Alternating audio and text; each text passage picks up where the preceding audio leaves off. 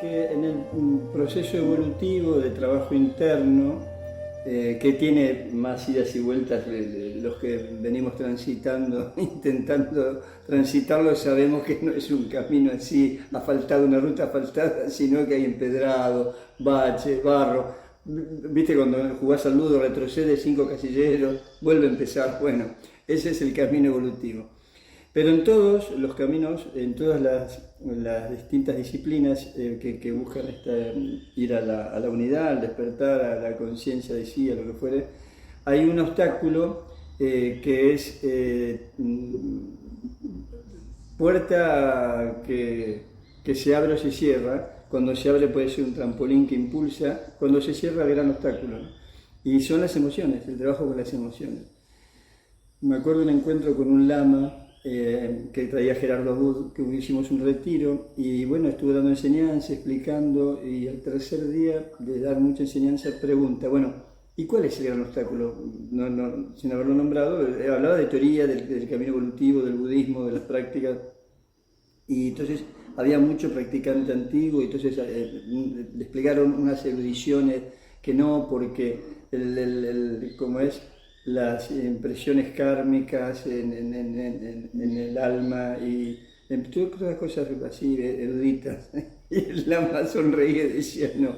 Y una señora que llegaba por primera vez, perdón, por ahí digo una bestialidad, pero para mí el gran problema es las emociones que no dominamos. Y el lama dice, sí, ese es el gran problema, las emociones, ¿no? Que están ahí, que tienen una función, que son imprescindibles, por eso están, ¿no? Sin cautela, sin un temor, bueno, saltaríamos de un acantilado, nos tiraríamos al agua sin saber nadar. Obviamente que ese miedo es supervivencia. Cuando se desborda, ya no sirve, es lo opuesto al amor, lo opuesto a la vida, ¿no? ¿Se imaginan que los embriones pudieran elegir quién se tira fuera del único universo conocido, calentito, abrigado, a la nada, al vacío, al frío, que tengo que respirar y comer por mi cuenta? Bueno, entonces es una cuestión de cuantitativa, no cualitativa. Las emociones están y tienen una función. El problema es cuando se desbordan, ¿no? Entonces, la maravilla del Chinen 3 es que el doctor Pan ofrece una técnica que, como todo lo que hace, ¿vieron cuando a Newton lo felicitaban por su genialidad y él decía, sí, pero es más fácil parado sobre los hombros de gigantes, ¿no? Había habido genios que lo precedieron. Bueno, acá el doctor Pan también, obviamente es un maestro iluminado, un genio, pero se basa en toda la tradición anterior. Y lo que hace es recrear una forma muy práctica y muy para sus contemporáneos, tradiciones muy antiguas, ¿no? El campo de chi es lo más, digamos, revolucionario que desarrolla, que tampoco, no era que no existiera, pero no se explotaba así porque era muy elitista la enseñanza, porque bueno, realmente con los medios de comunicación actuales, con la cantidad de población que hay, realmente es el momento ideal, esta coyuntura histórica, para trabajar con el campo de chi, con mucha gente unando sus voluntades, ¿no? Pero entonces, bueno, el trabajo con las emociones está en todas las tradiciones, porque es parte de lo que hay que atravesar y de lo que hay que valerse. Que esos misterios que rugen en la sombra se hagan aliados, ¿no? Ganar terreno sobre la sombra y conocer eso que nos habita y hacerlo un aliado. Y ese es el trabajo con las emociones. Y en eso consiste el tercer método. Es decir, en el primero unificamos la mente con el chi.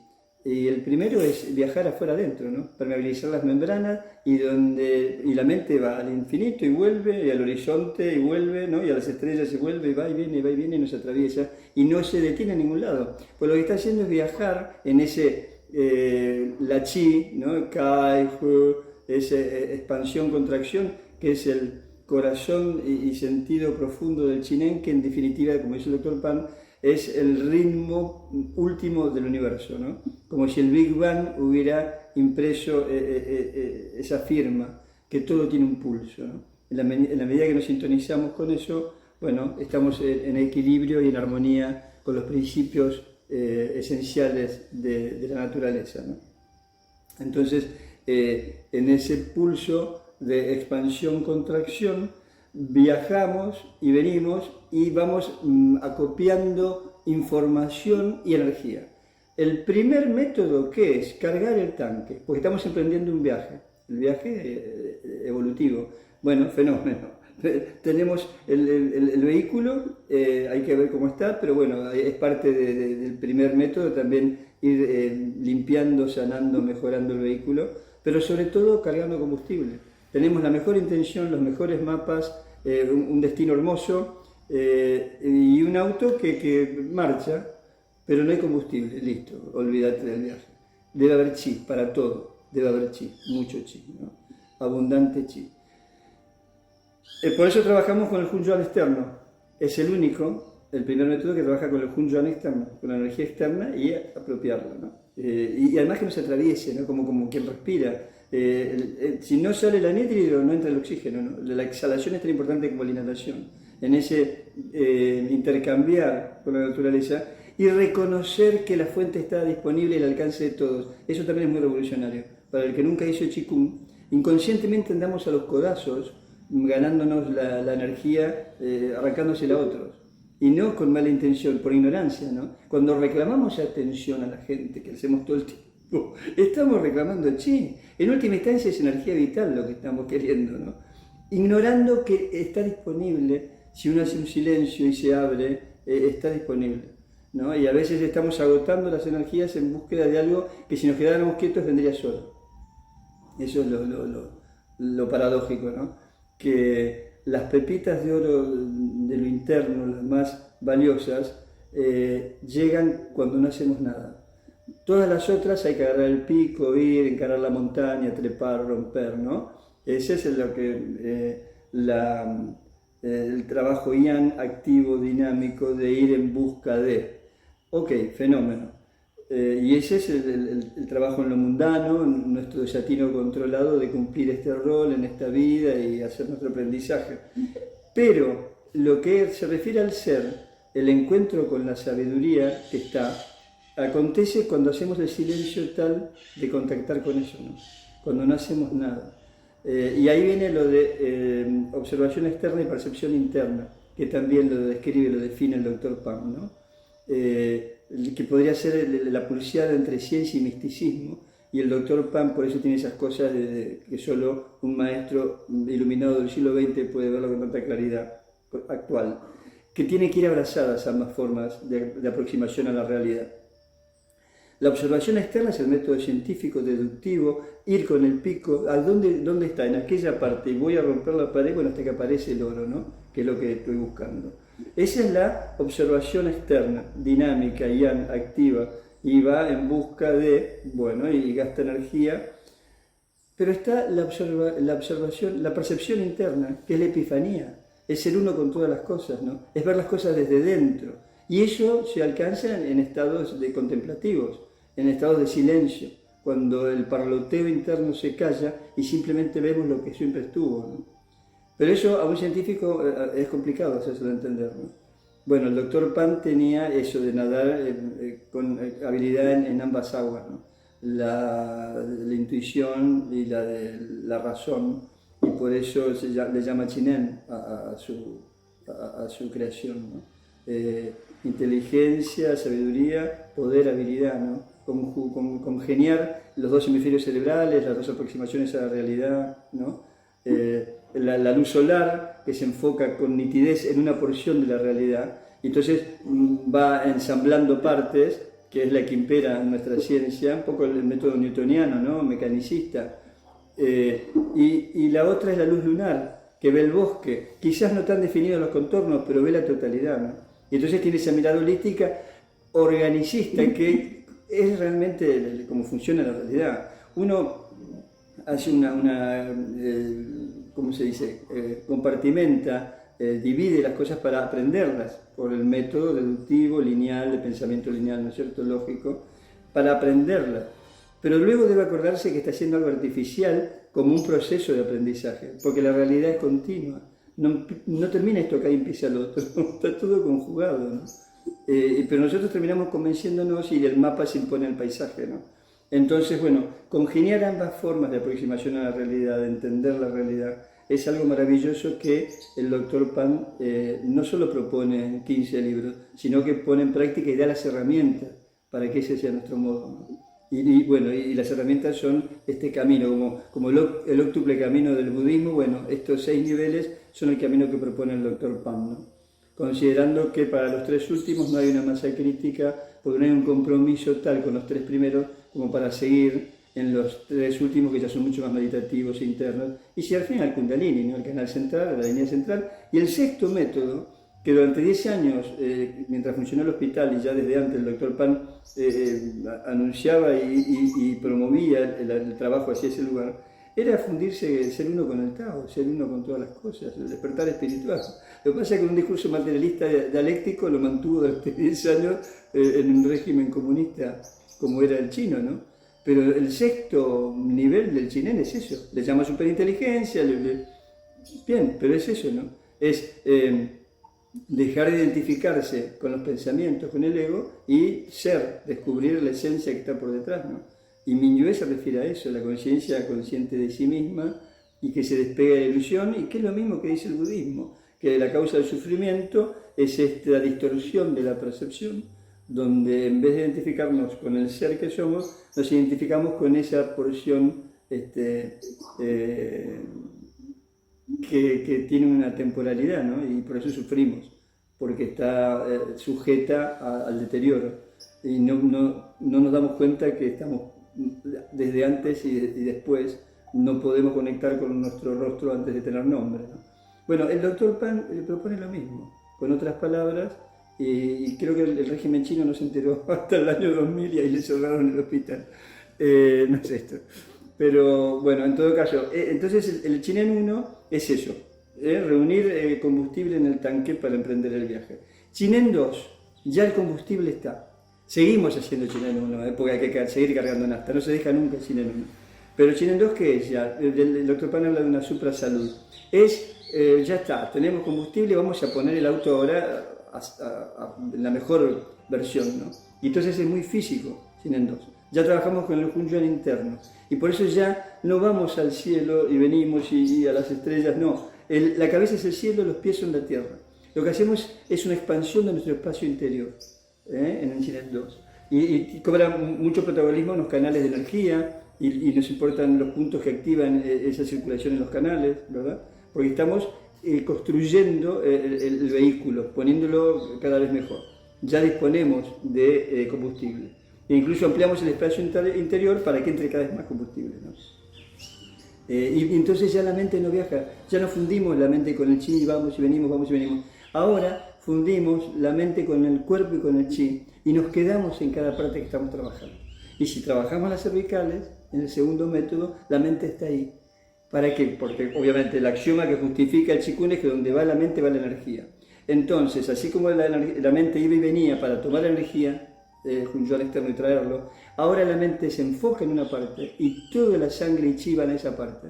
Entonces en cada espacio penetra chi.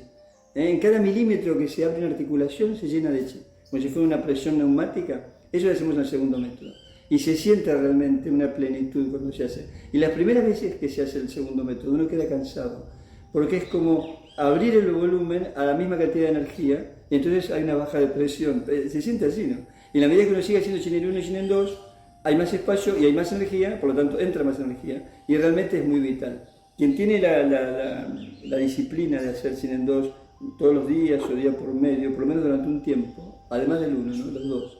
El 1 yo creo que tiene que ser como desayunar, pero además el 2, bueno, se siente una vitalidad que no hace falta gimnasio, ni salir a correr, ni andar en bicicleta, digo, es muy completo el 2, es muy completo. Físicamente es tremendo, fortalece huesos, músculos, y justamente ya no vamos a la membrana, ya vamos a las 5 capas, hasta la médula de los huesos, como dice el doctor Pan. Entonces metemos energía y chi hasta el último rinconcito, perfecto. El auto tuneado, el auto está en las mejores condiciones, con mucho combustible. Y ahí viene la siguiente trampa, que eso que es funcional, que se transforma en un obstáculo porque no disponemos de la conciencia y del dominio de las emociones. Hay una magnitud que nos entorpece el funcionamiento. no la presencia, sino, no la presencia de la emoción, sino el desborde de la emoción. Y ahí viene el tercer método, que por supuesto también es funcional interno, ¿no? Y ahí trabajamos con los órganos, ¿por qué? Porque hay una relación directa, eso de parte de la medicina china, ¿no? La correlación entre órganos y emociones. Para cada emoción tiene una localización en el mapa corporal, ¿no? Es decir, que cada órgano se ve afectado más por una emoción que por otra, y cuando esa emoción, por X razón externa, nos afecta, va a incidir más en un órgano que en los otros, ¿verdad? Entonces el desbalance de un órgano propende una emoción, y a su vez cuando algo suscita una emoción se va a ver afectado el órgano correspondiente y no otro, ¿no? Entonces, ¿qué es empezar a descubrir esto de la magnitud, que no es cualitativo sino cuantitativo? Por ejemplo, el enojo. El enojo es terrible, qué cosa inútil, no. La ira, la cólera es inútil, ¿no? Tengo un combustible bárbaro y le tiro un fósforo. Sale todo volando en pedazos, evidentemente. Pero el problema no es el combustible, el problema es tirarle un fósforo, ¿eh? El combustible optimiza el funcionamiento de la máquina, ¿no? Eso es el enojo. Eso es la característica de hígado y vesícula, ¿no? La emoción que se asocia a ella. Porque cuando está equilibrada es la creatividad, es hasta la amabilidad. Y en su parte, digamos, que el desbordar es negativa, cuando está en equilibrio y lo funcional es el poner un límite, es la decisión, ¿no? Es emprender algo, a veces cuando el temor o el miedo nos tiran para atrás, uno tiene un impulso, el enojo lo lleva para adelante, lo saca de una tristeza, ¿no? O está paralizado, medio dubitativo porque tiene miedo, bueno, más sí, vamos, ¿no? Y frunce acá y va para adelante. Bueno, eso es funcional, obviamente. Pero explicado en forma más que me parece muy linda de entenderlo así. Hace 200.000 años, un tatarabuelo nuestro iba caminando por un bosque, en la selva, con el ritmo de que caminaba siempre, la energía necesaria para esa caminata, y de repente encuentra un tremendo árbol enorme, ¿no? Un baobao, tirado en el medio, así atravesado, en la sabana africana, pero en la parte más selvática, en el camino. Hay un enojo ahí, hay un enojo cuando el camino está interrumpido por un árbol que tiene un diámetro de 3 metros. Bueno, hay que tener un trabajo, ¿no? El enojo, ¿qué hace? Que haya un plus de energía, que es lo que requiere la situación. Al ritmo que venía, con la energía que venía gastando en el paso adelante, y estar alerta a los sonidos, llegar a un predador, pero eso era, de repente, con la energía que venía ya no puedo salvar ese obstáculo, me requiere más energía. Eso es el enojo, la energía se va para arriba, y voy a la cuestión adrenérgica, necesito que el corazón late un poco más fuerte, pues necesito más sangre, el hígado larga glucógeno que se transforma en glucosa, combustible para los músculos esqueléticos que deben responder, se dilatan las pupilas, se dilatan los alvéolos, porque requiero más oxígeno, ver con claridad, y por eso es una situación estresora. Pero cuando decimos estrés pensamos, no, es estresor que hay un obstáculo en el camino. Entonces con ese plus de energía, o trepo, o doy toda una vuelta entre las plantas que realmente es complicado, o sea, me complica, necesito más energía para resolver eso. Por ejemplo, entre las ramas voy trepando, lo cual es muy incómodo, más si traía algo que había cazado, pasa el tronco y sigue. Cuando pasó el tronco, se olvidó, se terminó, ya está, y vuelve a la energía que tenía antes, ¿no? Ese es el enojo funcional. ¿Qué pasa? Nosotros lo cargamos de toda una sintaxis, un relato que nos contamos a nosotros mismos. Y ahí es donde aparece el ego y mezcla. ¿Por qué? Ese árbol. Y no te digo que a mí siempre me pasa lo mismo. Y tiene que ver, ¿y quién cortó ese árbol? Y bueno, y ahí ya hay un montón de energía que estoy gastando en ese ego, revolcándose en sí mismo. Y después paso el árbol y sigo pensando en ese árbol. Bueno, eso nos pasa, ¿no? Nos pasa, dicho con un árbol así parece muy ridículo, pero nos pasa eso. Por eso, ¿vieron? Creo que Cartol habla de unos patos, eso uno que si ves documentales se ve. Hay unos patos que dirimen el territorio con grandes protestas, ¿no?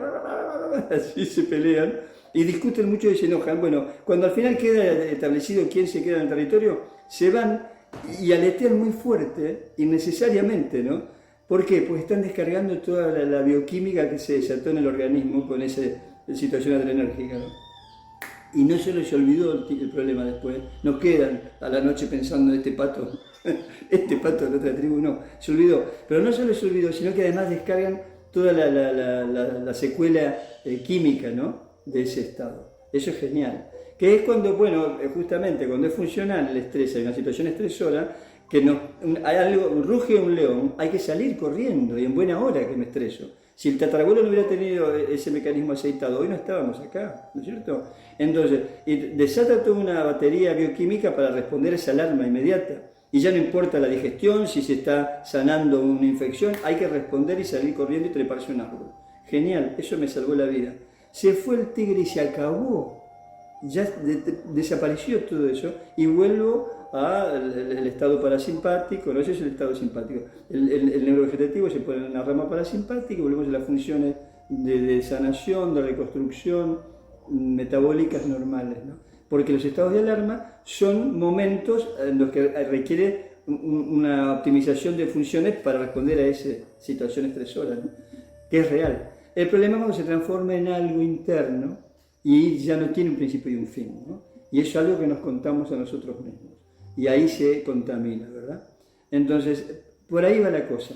Empezar a identificar las emociones, porque nos acontecen.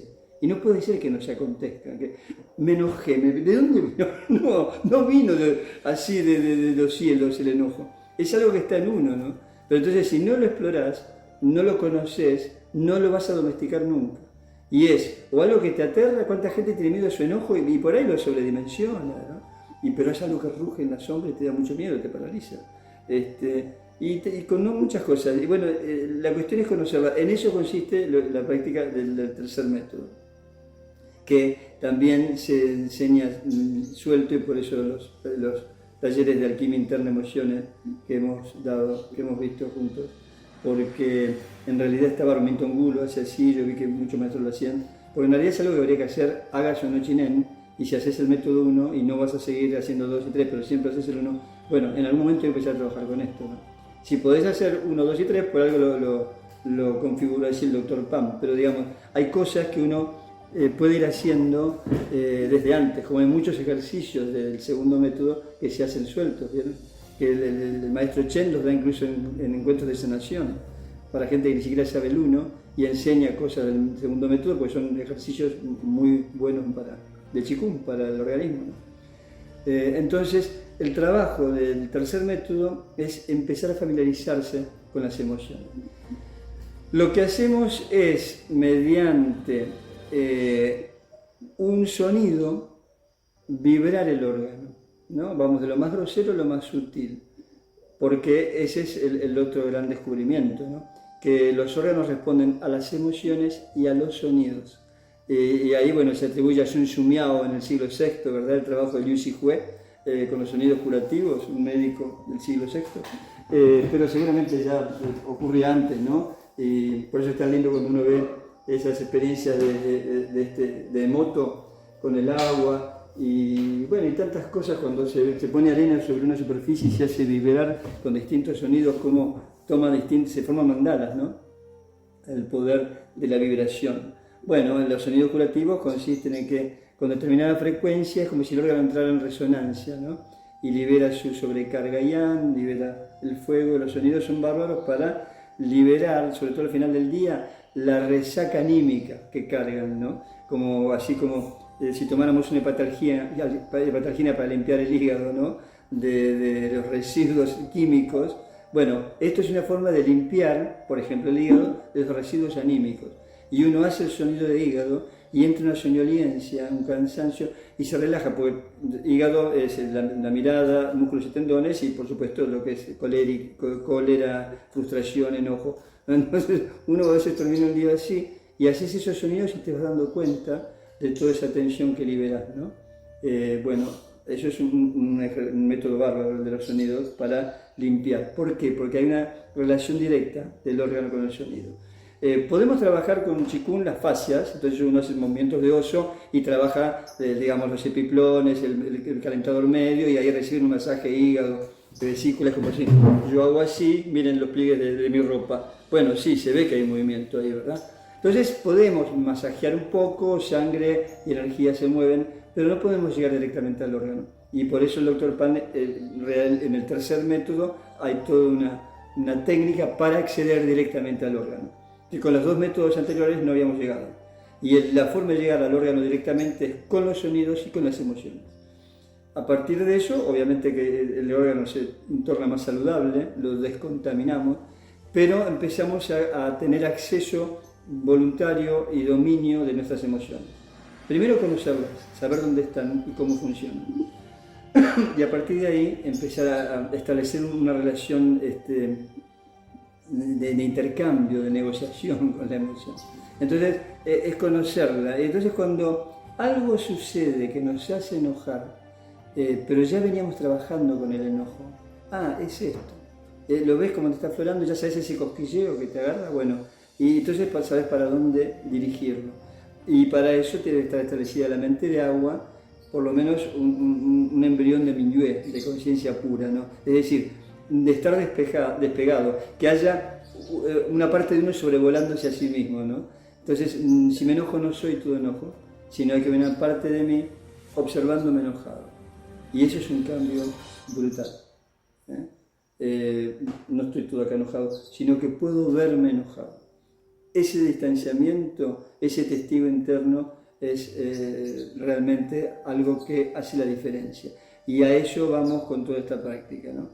Y lo genial que tiene el Dr. Pan es que es muy empírico, ¿no? lo que muy pragmático, nos da técnica física. Hagan esto y funciona así, ¿no? Porque uno puede entenderlo intelectualmente, es muy satisfactorio escuchar todo esto y decir, hay una forma, pero que realmente llevarlo a la práctica y que funcione es fantástico. Entonces, por ejemplo, el enojo, lo invoco con la práctica. Y pronuncio el ceño y me enojo. No me encolerillo, no digo, no, porque vos, no, ahí ya es donde lo teñí de lo egoico, ¿no? Si yo hago como con los animales es fantástico, ahora estamos viendo los animales en el profesorado, si uno hace el tigre, invoca esa fiereza, y eso es lo que queremos. Si yo hago tigre y hago así, todo energéticamente mi cuerpo se pone de una manera, y lo suelto inmediatamente, y lo vuelvo a hacer, y lo suelto. ¡Opa! Empecé a disponer yo de esa energía, no ella de mí, ¿verdad? Bueno, acá es eso, no hay un relato atrás, es esto, lo mismo que si hiciera tigre, ¿no? Es esto.